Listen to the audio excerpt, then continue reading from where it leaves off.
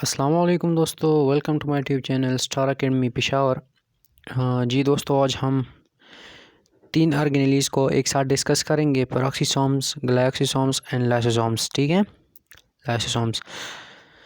तो इन तीनों को एक साथ इसलिए डिस्कस करेंगे कि इनमें जो है सिमिलरिटीज़ हैं और इसलिए हम इनको कंपेयर करके डिस्कस करेंगे। ठीक है, तो एमसीक्यूज़ नंबर फर्स्ट हैं। आप लोगों को एमसीक्यूज़ नहीं आते होंगे, लेकिन मैं साथ साथ बताता भी जाऊंगा और लेक्चर को एंड में आप लोगों को समझ आ जाएगी कि मतलब एमसीक्यूज़ आप लोगों को समझ आ जाएगी कि कैसे करते हैं, कैसे नहीं करते, इसका आंसर क्या है, इसका आंसर क्या नहीं है। मेरा कहने का मतलब ये है। ठीक है, तो चलो स्टार्ट करते हैं एमसीक्यूज़ नंबर फर्स्ट पे। एमसीक्यूज़ नंबर फर्स्ट हैं कि acid phosphatase and several other hydrolytic enzymes are present in। Options क्या हैं? Lysosomes, peroxisomes, glyoxysomes, both B and C. तो जो एसिड फॉस्फेटेसेस है और बाकी जो हाइड्रोलिटिक एंजाइम्स हैं, ये कहाँ पे प्रेजेंट होते हैं? तो अल्फ़ा, करेक्ट ऑप्शन जो है अल्फ़ा है लाइसोसोम्स में। दूसरा एमसीक्यूज़ है enzymes such as oxidases and catalases are present in. जो कैटालिसिस, ऑक्सीडेजेस और कैटालिसिस जो एंजाइम हैं, ये कहाँ पे प्रेजेंट होते हैं? ये पेरोक्सीसोम्स में होते हैं।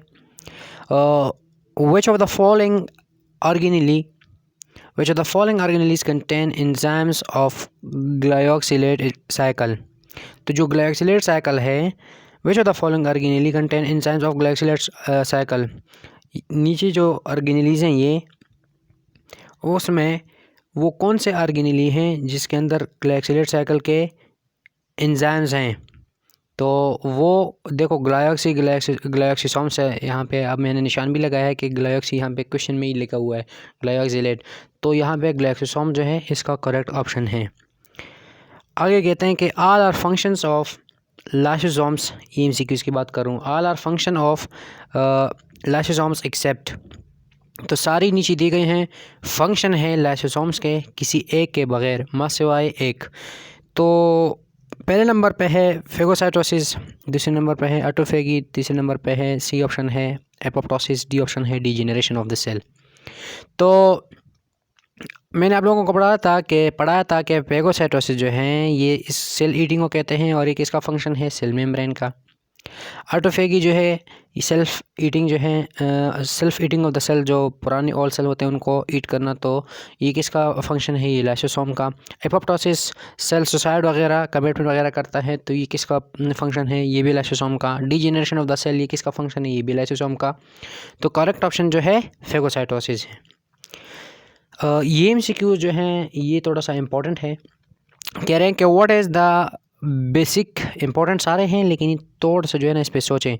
What is the basic cause of lysosomal storage disease जो लाइसोसोमल स्टोरेज डिजीज़ हैं, ये ग्लाइकोजेनेसिस टाइप 2 डिजीज़, टेसाइड डिजीज़ वगैरह, तो इसका जो बेसिक काज है ये क्या है? ठीक है, तो यहाँ पे एक्यूमुलेशन ऑफ लिपिड्स, जी मैं मानता हूँ ये भी इसका काज है, बट नॉट बेसिक काज, ये भी इसका फीचर है। डिफिशिएंसी ऑफ लाइसोसोमल एंजाइम, जी बिल्कुल ये भी हैं। फेलियर ऑफ कैटाबॉलिज्म, बिल्कुल ये भी हैं, लेकिन करेक्ट ऑप्शन ये नहीं है। करेक्ट ऑप्शन तो फिर कौन सा है? वो म्यूटेशन है। ये this is the root cause of lysosomal storage disease. अब यहाँ पे मैंने एक छोटा सा आप लोगों को रफ सा बताया है। फॉर एग्ज़ाम्पल ये फीमेल है, ये मेल है, एग और स्पर्म मिल के ज़ाइगोट बनाते हैं। अब फॉर एग्ज़ाम्पल स्पर्म में जो है ना एक म्यूटेटेड जीन है।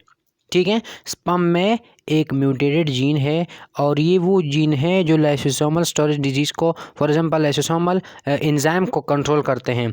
तो अब ये जीन ज़ाइगोट यहाँ पे डोमिनेंट है, ज़ाइगोट में जाएगा तो डोमिनेंट रहेगा।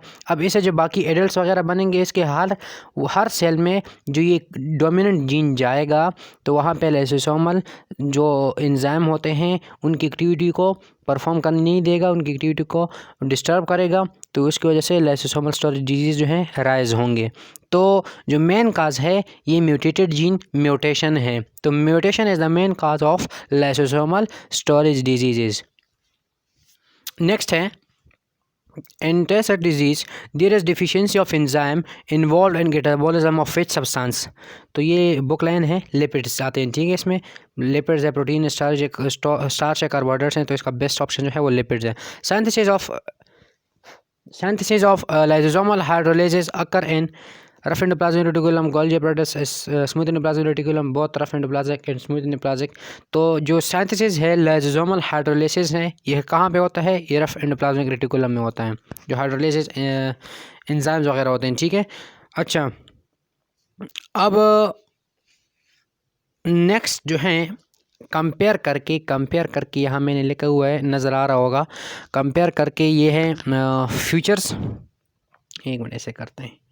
अच्छा, ये है फ्यूचर्स और ये है लाइसोसोम, पेरोक्सिसोम, ग्लाइसोसोम। डिफरेंट ऑर्गेनेली को हम कंपेयर करके स्टडी करेंगे तो फिर आप लोगों को समझ आएगी, ठीक है। फिर आप लोगों को आसानी होगी याद करने में, सब MCQs हल करने में, बोर्ड एग्ज़ाम में भी।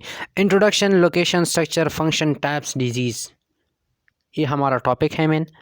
यहाँ से सारे जो पिछले MCQs है क्लियर होंगे आपके, लेकिन ज़रा आप लोगों ने गौर से देखना है कि मैं क्या कह रहा हूँ, ठीक है। तो फर्स्ट ऑप्शन है इंट्रोडक्शन। तो इंट्रोडक्शन पे हम आते हैं। इंट्रोडक्शन में हमने लिखा है कि लाइसोसोम्स है, lysosome is derived from 2 words, lyso and Soma. Lyso का मतलब है स्प्लिटिंग मतलब डाइजेस्टिंग, और सोमा का मतलब है बॉडी। दे डाइजेस्ट थिंग्स, दे स्प्लिट थिंग्स। लाइसोसोम जो है चीज़ों को डाइजेस्ट, पार्टिकल्स को डाइजेस्ट करते हैं। This is the introduction of lysosome. अब हम दूसरे ऑर्गेनेली पे आते हैं, पेरोक्सिसोम्स।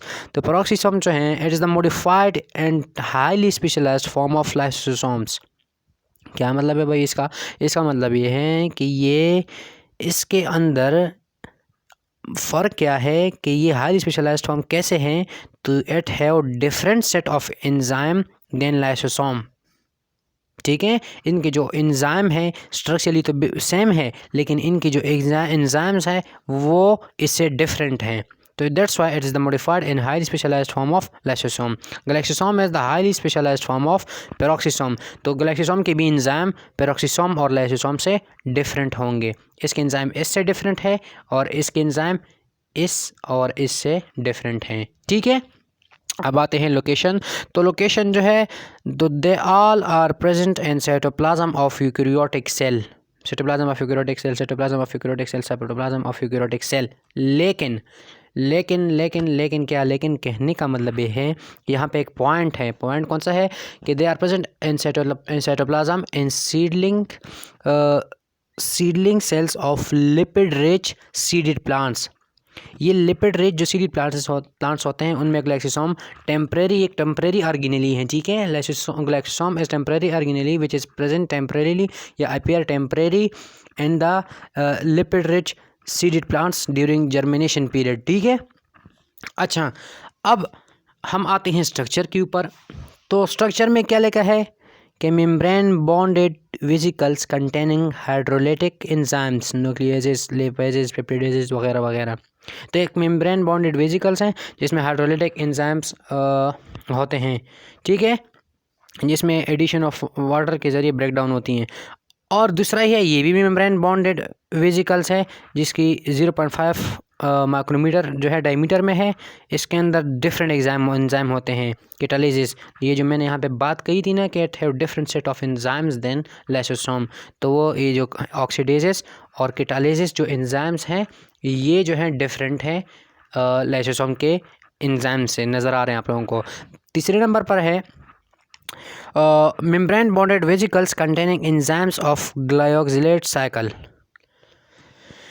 इसका क्या मतलब है कि they are also membrane bounded vesicles containing enzyme of glyoxylate cycle. तो ग्लाइकोसिलेट साइकिल की क्या ज़रूरत है?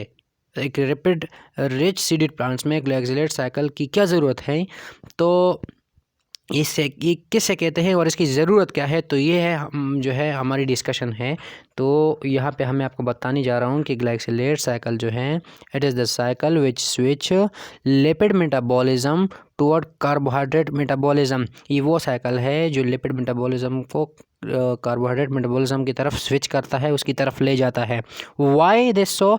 Because we can't take energy directly from lipids. जिस तरह हम क्रब साइकिल वगैरह वगैरह करते हैं, तो इनका मैकेनिज़्म कार्बोहाइड्रेट की तरह नहीं है कि उसे हम कार्बोहाइड्रेट से एनर्जी लेते हैं। तो इसको हमने पहले in lipid rich seeded plants को पहले हमने कार्बोहाइड्रेट में मतलब कि इनकी लिपिड मेटाबॉलिज्म को हमने कार्बोहाइड्रेट मेटाबॉलिज्म की तरफ लेके जाना है। फिर हमने कार्बोहाइड्रेट मेटाबॉलिज्म के साथ डिफरेंट मैकेनिज्म करके हमने इससे एनर्जी प्रोड्यूस करनी है। ठीक है, अब हम आते हैं फंक्शन की तरफ। फंक्शन में क्या है भाई? फंक्शन में कहते हैं कि एक्स्ट्रा सेलुलर डाइजेशन, ये एक्स्ट्रा सेलुलर डाइजेशन करता है। इंट्रा सेलुलर डाइजेशन जैसे कि फेगोसाइटोस पार्टिकल्स को जो है डाइजेस्ट करता है। Autophagy, self feeding of the cell, degeneration of the cell, some development process में भी इन्वॉल्व हैं। कैसे? वो ऐसे कि जो फ्रॉग लार्वा है, फ्रॉग लार्वा का टेल होता है, लेकिन जब एडल्ट फ्रॉग होता है उसका टेल नहीं होता, तो ये रिएब्जॉर्प्शन करता है। तो हम ये कह सकते हैं कि डेवलपमेंट प्रोसेस में भी लाइसोसोम इन्वॉल्व हैं। यहाँ तक आगे समझ। आगे क्या कह रहे हैं कि peroxisomes involve in synthesis and degradation of the H2O2 in cell. यहाँ पे देखो, मैं MCQs तो नहीं बता रहा, लेकिन आप लोगों को MCQs आते हैं। देखें इसे कैसे MCQs आएगा, इस ऑप्शन से कैसे MCQs आएगा। तो इस ऑप्शन से ऐसे MCQs आएगा कि which organelle involve in synthesis of H2O2, which organelle involve in degradation of H2O2 of in cell. तो वो पेरोक्सिसोम्स हैं। ठीक है, आपने खुद यहाँ पे MCQs बनाने हैं। यहाँ तक समझ आ गई ना? अच्छा, अब ये भी हो गया, ये भी हो गया। इसको हम पढ़ते हैं। इसका क्या मतलब है कि इसका क्या फंक्शन है? ये कहते हैं कि ग्लाइसोसोम जनरेट एनर्जी। ग्लाइसोसोम करता क्या है कि ये ब्रेक डाउन करता है फैटी एसिड की, जो लिपिड रिच सीडेड प्लांट्स में मौजूद होते हैं। फैटी एसिड जो खुराक होते हैं उसको सक्सिनेट में, जो एक इंटरमीडिएट कार्बोहाइड्रेट है, उसमें कन्वर्ट करता है। किस लिए? For formation of new plants in germinating seedling of lipids rich seeded plants, for example soybean वगैरह। ये कह रहा, इसका मतलब क्या है? यहाँ से यहाँ तक, यहाँ से यहाँ तक इसका क्या मतलब है? तो यहाँ से यहाँ तक इसका मतलब ये है कि जो ग्लाइसोसोम है, जो ये करता क्या है, ये इसके लिपिड रिच सीडेड में जो फैटी एसिड खुराक मौजूद होता है उसको सक्सिनेट में कन्वर्ट करता है। किस लिए? कि प्लांट इस एनर्जी को यूज़ करे, एक न्यू प्लांट भी बना सकते हैं, ख़ुद को भी ग्रो कर सकता है। ठीक है, इसे एनर्जी ले सकता है। मेन मतलब यही है, फॉर प्रोडक्शन ऑफ एनर्जी। अच्छा, अब हम आते हैं टाइप्स के। तो लाइसोसोम के दो टाइप्स हैं, एक है प्राइमरी एंजाइम, दूसरा है सेकेंडरी एंजाइम।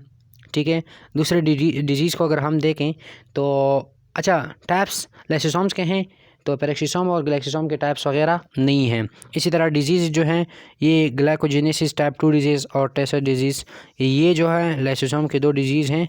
इसको अब हम पढ़ेंगे। ठीक है, अब इन दोनों के जो हैं ये वगैरह डिजीज़ वगैरह इनके नहीं हैं। तो अब हम आते हैं डिजीज़ की तरफ कि डिजीज़ क्या हैं, क्या मतलब है, क्या मतलब नहीं है। डिजीज़ को अब हम डिस्कस करने जा रहे हैं। ठीक है, तो जो डिजीज़ है related to lysosomal enzymes, mobile पे कॉल भी आ रहे हैं। अच्छा, जो डिज़ीज़ रिलेटेड है लाइसोसोमल एंजाइम्स के साथ, वो कौन कौन से डिज़ीज़ हैं? तो वो डिज़ीज़ अब देखिए, मैंने एक टेबल बनाया है। Disease lysosomal enzyme missings, accumulating inclusion body, clinical features. ठीक है, डिजीज़ लाइसोसोमल एंजाइम वो एंजाइम जो यहाँ पे मिस करते हैं उस डिज़ीज़ में, और वो डिज़ीज़ जो बॉडी में जो चीज़ एक्युमुलेट करता है और इसके क्लिनिकल फीचर्स, उसके नुकसानात वगैरह, उससे होता क्या है। ठीक है, उसके रिज़ल्ट्स। तो ग्लाइकोजेनोसिस टाइप 2 डिज़ीज़ में, ग्लाइकोजेनोसिस टाइप 2 डिज़ीज़ में क्या होता है कि इसमें एक एंजाइम मिसिंग होता है, अल्फा-1,4 ग्लाइकोसिडेज, जो यहाँ नाम से ज़ाहिर होता है, जो 1,4 ग्लाइकोसिडिक लिंकेज को ब्रेक करता है। तो ये एंजाइम मौजूद नहीं होता, जिसकी वजह से ये लिंकेज ब्रेक नहीं होता, जिसकी वजह से ग्लाइकोजन लायक मटेरियल हमारी बॉडी में एक्युमुलेट होता है। अगर ये ग्लाइकोजन लायक मटेरियल दिल में एक्युमुलेट होता है, हार्ट में, तो इसको कार्डियोमेगेली कहते हैं। और अगर मसल में एक्युमुलेट होता है तो इसको ये मसल वीकनेस करते हैं। और इसकी वजह से जो बेबी होगी वो 2 ईयर्स में, बॉडी डेथ इन 2 ईयर्स, तो वो बॉडी 2 ईयर्स के अंदर या 2 ईयर्स के बाद क्या होगा, 2 ईयर्स के बाद वो उसकी डेथ हो जाएगी, ठीक है ना। तो ग्लाइकोजेनेसिस टाइप्स 2 डिजीज़ में आपको एमसीक्यूज पूछेंगे कि which lysosomal enzyme missing in glycogenesis type 2 disease, तो आपने आंसर करना है अल्फा 1 4 ग्लाइकोसिडेज। फिर पूछेंगे accumulating which substance accumulated in the result of glycogenesis type 2 disease, तो आपने कहना है ग्लाइकोजन लाइक मटीरियल, ठीक है। इसके एग्ज़ाम में अगर आ जाएँ कि what are the clinical features, what are the results of glycogenesis type 2 disease, तो आपने ये 3 लिखने हैं, ये 2 कार्डियोमेगेली और मसल वीकनेस, क्योंकि लिपिड्स वगैरह फिर यहाँ पे ग्लाइकोजन वगैरह यहाँ पे एक्युमुलेट होता है, एक्युमुलेट मतलब जमा होता है, ठीक है ना। टेस्ट डिजीज़ में क्या है कि इसमें जो हेक्सोसेमिनेडेज ए एंजाइम हैं ये यहाँ पे मिस होता है, नहीं होता, जिसकी वजह से गैंग्लियोसाइड यानी लिपिड की एक्युमुलेशन होती हैं। तो लिपिड मतलब कि एक ब्रेन को अगर हम ऑर्गेनली कंसिडर करें, तो ऑर्गन कंसिडर करें ऑर्गन, तो ब्रेन के हर एक सेल में लिपिड्स वगैरह होते हैं, ठीक है ना। तो अगर अब इनकी लिपिड की एक्युमुलेशन हो जाती हैं तो फिर क्या होगा, तो फिर इसकी वजह से ब्लाइंडनेस भी हो सकती हैं, मेंटल रिटार्डेशन भी होती हैं, और इसकी वजह से फिर जो डेथ है वो 2 ईयर्स के अंदर बॉडी की डेथ होगी, ठीक है ना। उस पेशेंट की डेथ होगी जिसमें लिपिड की या टेस्ट डिजीज़ में इन्वॉल्व हैं। तो ये सारा कुछ था लाइसोसोम, पेरोक्सीसोम्स, ग्लाइक्सीसोम्स के रिलेटेड। नेक्स्ट हम पढ़ेंगे, एक और लेक्चर पढ़ेंगे, ठीक है। उम्मीद है आप लोगों को समझ आई होगी। इसको जो पॉइंट्स है बिल्कुल अपने पास लिख लें, रिवीजन के टाइम पे काम आएगी। और नेक्स्ट लेक्चर में मिलते हैं, ठीक है। तब तक के लिए अल्लाह हाफिज़।